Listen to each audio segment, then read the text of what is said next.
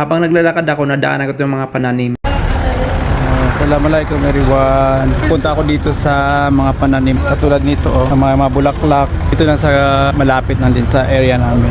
Mayroon silang suwa Ayan to lemon. Markot siguro to nila. Pananim. See? Parang ano to siya Sadiq, come lemon. Isrin? 20 daw isrin. 20 ang lemon. Yung puno ng lemon. Sadiq! Aloe vera, come. Tabarakallah. Shop. Ito daw 20 real yung ganito, yung lemon. So nasa 20 real is 50 sa Pilipinas o 40 pesos. Pero okay na rin, mura lang din siya Parang gusto kong bilhin. Hindi na ako bibili-bili ng mga lemon kasi namarkot na siya Marami pa rin dito mga pananim Yan.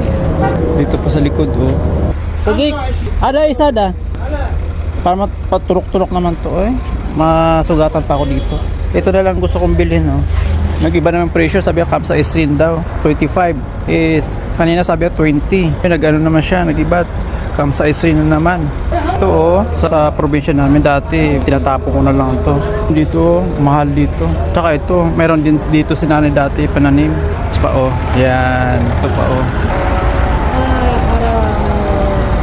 Tapos ito yung binili ko pananim, bali 10 real daw, bali 150 sa Pilipinas. Tapos ito 20, 40 plus Philippine money, lemon.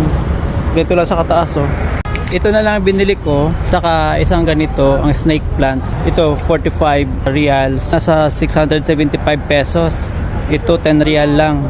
So nasa 150 pesos.